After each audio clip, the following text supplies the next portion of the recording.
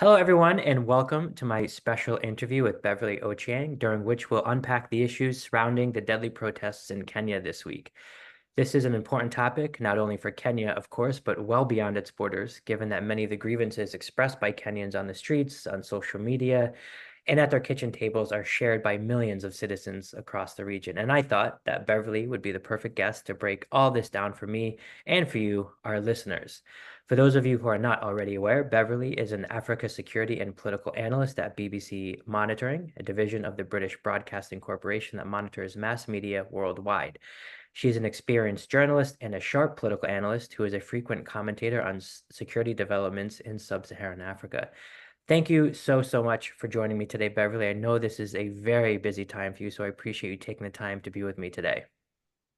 Well, thank you so much for having me. Yes, it has been quite a busy and chaotic week, but one in which we've seen grievances being expressed in a way that we didn't really expect for many of us. Yes, absolutely. And we are definitely going to learn a lot from you today. So definitely, again, appreciate you taking the time. And let's just dive right in because obviously the violent protests that have been gripping Kenya this week, where you are currently, they've reportedly resulted in more than 20 deaths and hundreds of illegally detained, what many people are calling abductions. But, a lot of the framing around these protests have been around a controversial tax bill, which on Wednesday was ultimately withdrawn, as we know, by President Ruto. In reality, though, the roots of citizen grievance, they seem to run much deeper. So I wanted to ask you, Beverly, what are these underlying grievances among the Kenyan citizenry, and how did the country arrive at such a major flashpoint in its history?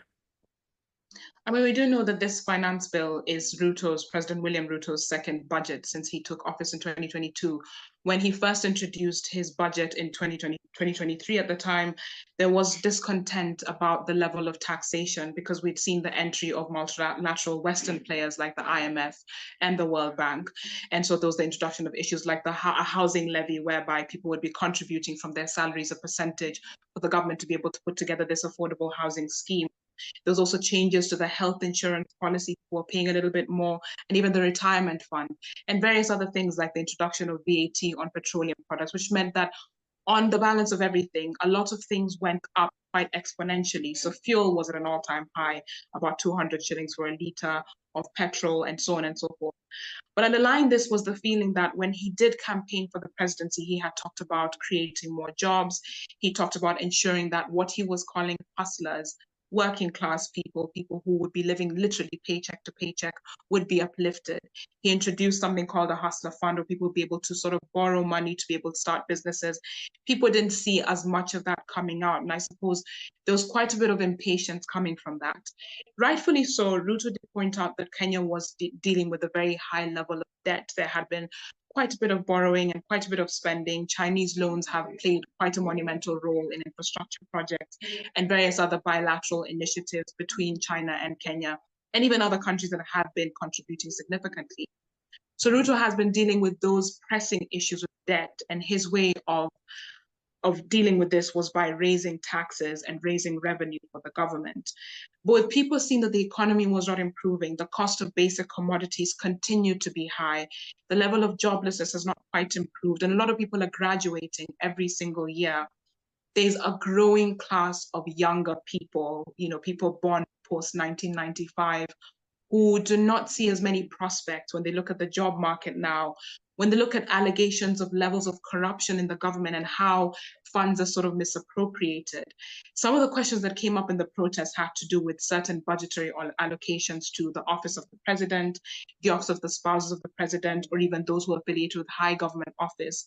There's been questions about President William Ruto's level of travel in the 2 years that he has been in office, and whether that is really benefiting people. And all of that just ground up to a halt with the protest taking place, because the economy united everyone across the board. It wasn't just about ethnic affiliation or political affiliation. Previous protests that have taken place under Ruto have been driven by the opposition, the political opposition, about the cost of living, but also other grievances. But at this point, it seems that the state of the economy, the fact that this finance bill was increasing even more taxes on people who are already struggling to make ends meet, a feeling that public services are not quite working for the public, despite how much is being paid for them, is what drove many to then decide to protest against the government. Right. And actually, I want to follow up on a particular point you raised about these underlying grievances. And one issue for me that I found particularly interesting this week, mainly on social media, was the vast number of accounts, a lot of pro-Putin bloggers and commentators from the continent, making the case that due to these protests and due to some of these failures that you've mentioned by President Ruto, that Kenya is a failed democracy in their words. And of course, these sorts of analyses, if we can call them that, they often fail to recognize the fact that, Russia's 3-year assault on Ukraine has caused global food and energy prices to soar, hitting vulnerable populations in Kenya, particularly, and not to mention, some of the issues you mentioned, supply chain disruptions, export delays, exchange rate depreciation, on and on. I digress. So I wanted to ask you, I know you're active on social media as well, and you track Russian disinformation and Russia-Africa relations. Have you noticed this at all? And what is your take on all of this?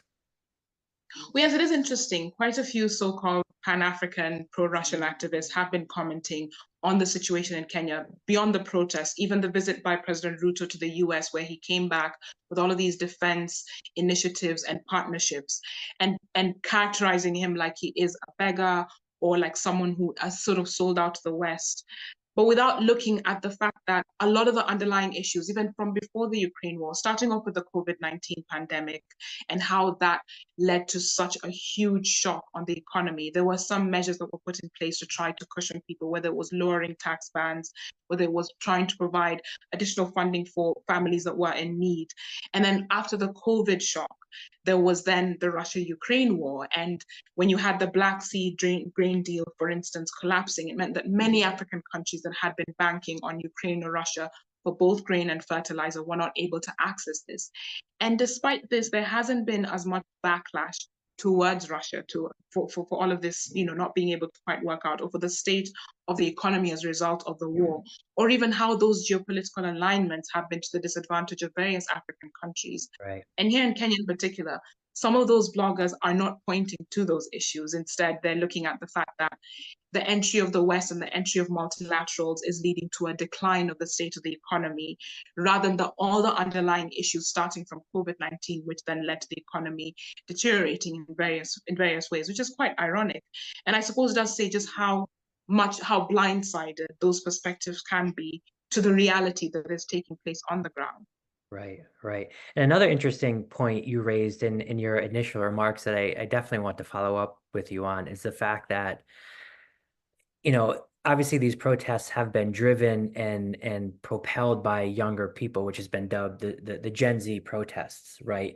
But one thing that you raised that I want to sort of delve into a bit more is that they are not organized along tribal lines. They're not being called to the streets by one particular political leader or opposition figure. And in fact, young people have explicitly argued against tribalism and built a solidarity movement in what seems to be very short order, without this sort of nominal leader at the helm.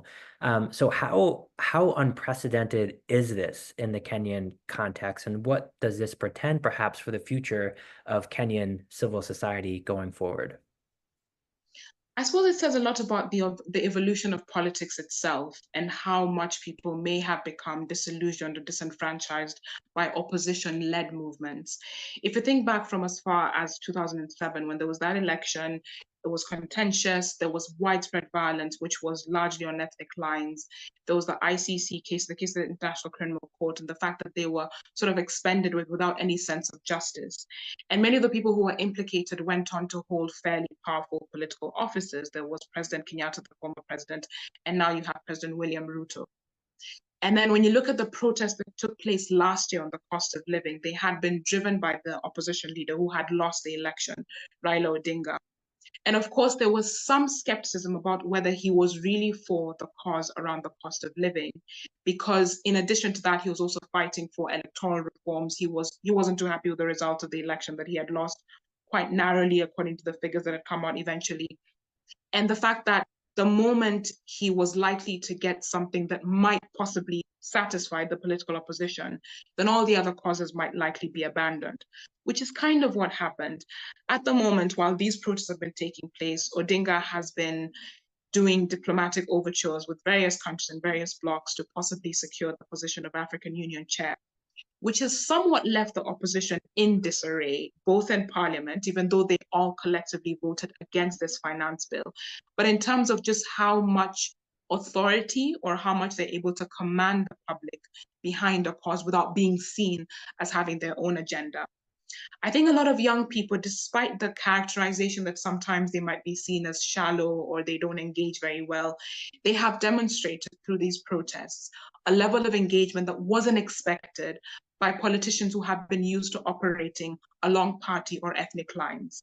They've been able to have a dispersed movement, almost similar to some of the things that we've seen either with the End SARS movement in Nigeria, or Right. even some of the protests that took place in Sudan right before the military coup in 2019, and some of the sustained protests that took place in the wake of the other coup in 2021.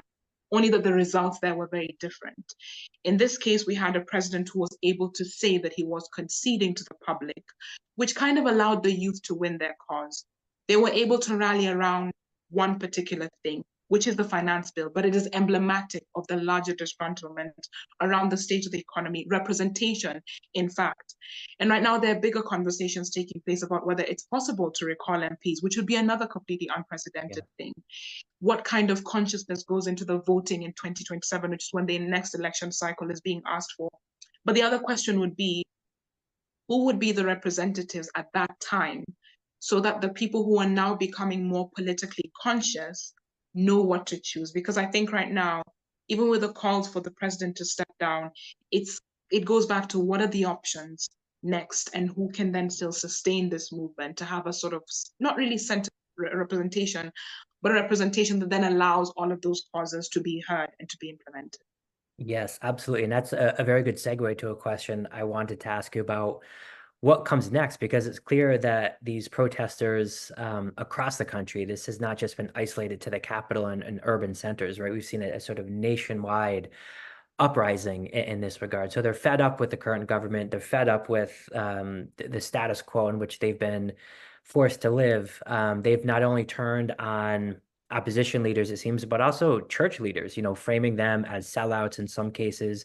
And protesters have made clear that they're not interested in, another round of high-level talks or high-level dialogue, right? But rather, they are demanding revolutionary change in their relationship with their elected leaders. So given this upheaval, I would be really interested to know what you think are some constructive ways forward. We've been talking a lot about this upheaval and some of the unprecedented situations that Kenyans are now in. So how do you see all of this playing out? I know that's a difficult question, but just wanted to get your thoughts on that. And I suppose it is difficult because people are used to having this single representation of people who would then be able to represent what this movement of protest Right. wants on a table where there's dialogue. And that dialogue has largely been fraught because, and I think it's also frustrating for the government in a way, where it's not easy to point to who exactly is you want to have a buy-in to or you want to have some sort of conciliatory conversation with. I think there's been still lots of conversations taking place, largely on social media. There's been Twitter spaces that are attended by thousands of people, where people are airing things that we have been seeing on the sidelines, whether it's about representation, whether it's about right to privacy, whether it's about how taxes are being used, and having publicly sourced information on what do people want done with their spendings, what do they want done with their representation. There's been robust engagements around how do we change our representation? Do we recall our members of parliament? Being fully aware that it might be a very difficult, untried process, but one that is worth testing because one of the things about Kenya's current constitution, voted in more than a decade ago, is how progressive it has been seen. The independence of various institutions is what has enabled various leaders not unfairly or unjustly exercise power.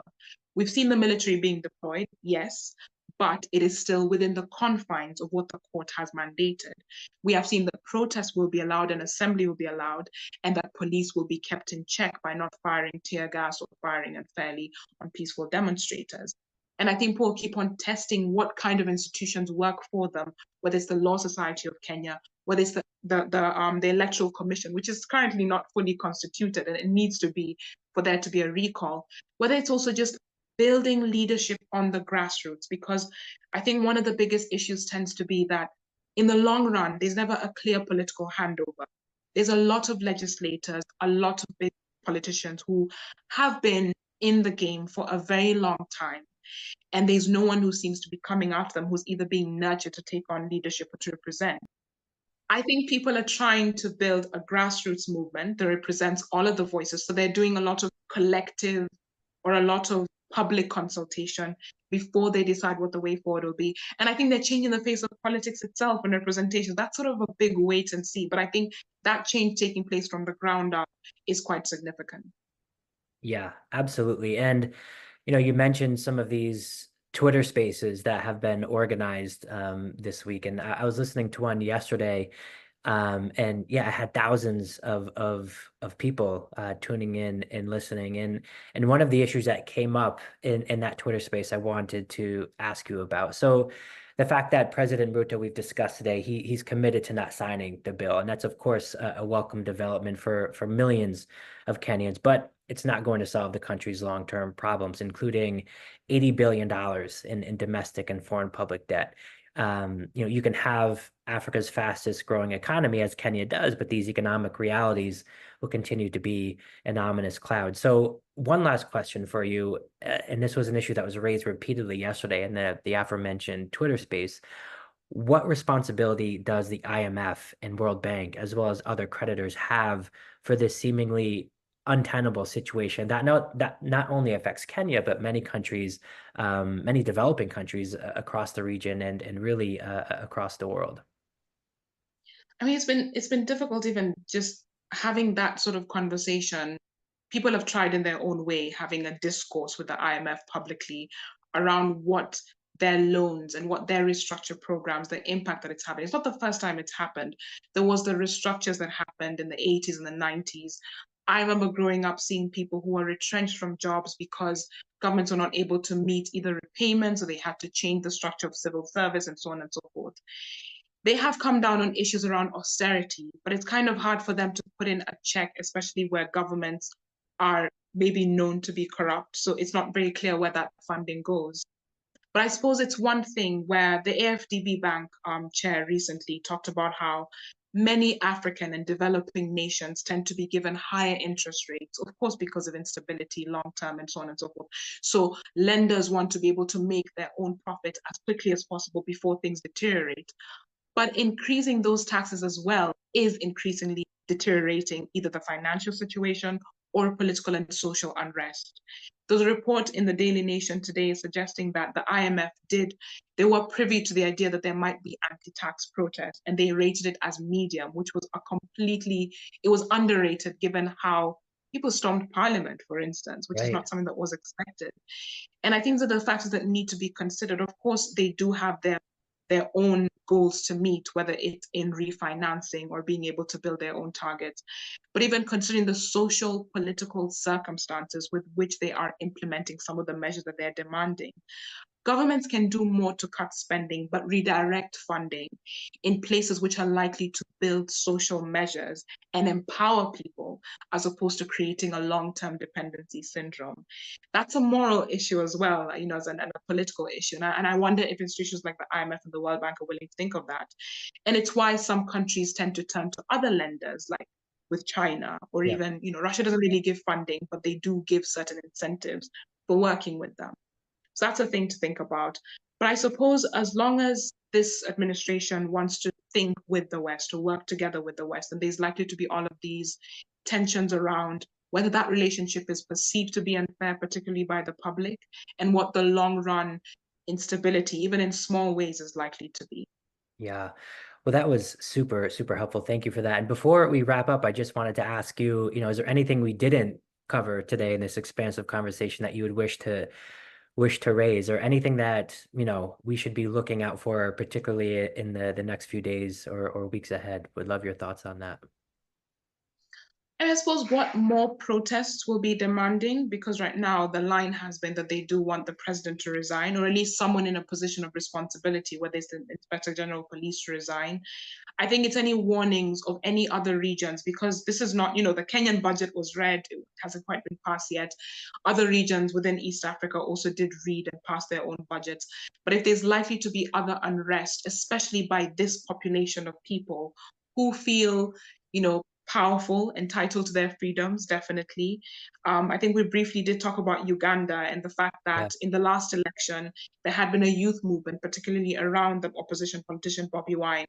And even Ugandan media has been focusing a lot on what's happening in Kenya with the protests and what that's likely to do to them. The radicalization of youths based on economic differences, based on opportunities, and how governments respond to that will play a long, it'll go a long way in determining the political futures of various countries.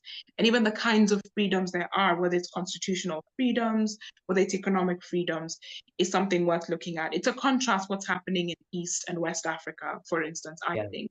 But there's a way that they are sort of connected, like I said, with NSAS in Nigeria, and then now occupy parliament and resist, reject the finance bill here in Kenya. But even how those youth movements can be easily co-opted. We are living in an age where we think there should be more information, so people should be more knowledgeable. But if you have power, you definitely have a way of manipulating that information. And whether that's being used to fracture movements. There's been some contention in Kenya with the protest movement itself, but I think as long as there's that goal, that sustained goal of what it is they're hoping to achieve, then it remains united. And as long as there's institutional checks, then it's unlikely that we'd have a backsliding of power. But that still remains to be tested. Yes, absolutely. I think that is spot on. And thank you so much again for taking the time to be here today and for sharing your expert insights at the Resistance Bureau. I know I speak on behalf of the entire team when I say we appreciate all that you do. Your sound and your principled analysis is always a breath of fresh air. So we wish you continued success and safety, and we'll certainly keep in touch on this issue and certainly many more going forward. Thank you again so much. We really appreciate it. Thank you. And do take care of yourself as well. It's always really good talking to you as well. Thank you so much.